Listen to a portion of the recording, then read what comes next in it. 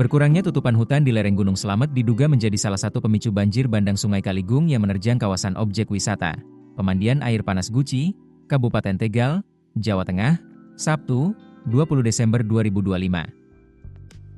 Bupati Tegal Ishak Maulana Rohman mengatakan, alih fungsi lahan hutan menjadi pertanian sayuran ikut berkontribusi terhadap meningkatnya risiko banjir bandang. Menurutnya, hal ini harus segera diatasi dengan segera melakukan penghijauan ulang.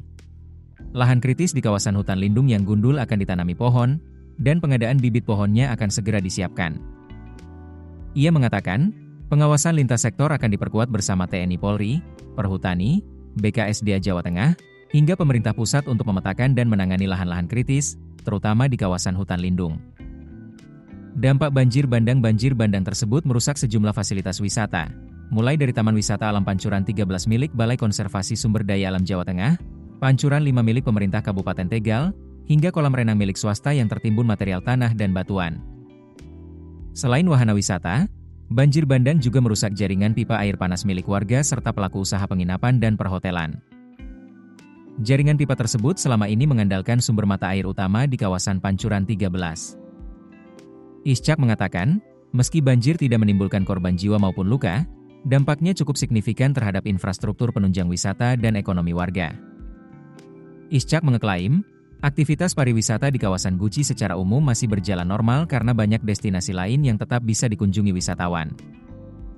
Sementara itu, Pancuran 5 milik Pemkab Tegal diperkirakan sudah bisa kembali digunakan mulai Senin, 22 Desember 2025, setelah proses pembersihan material banjir di kolam pemandian selesai dilakukan.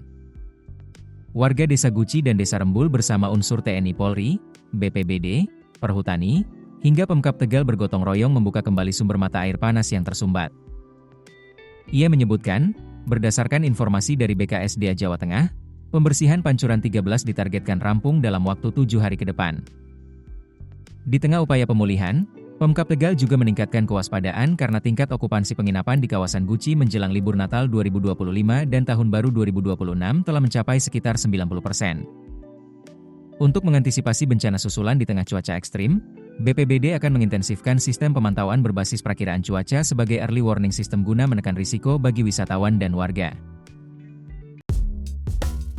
Keputusan bisnis terbaik datang dari data, bukan tebakan. Mudah berlangganan Business Insight dengan subscribe with Google.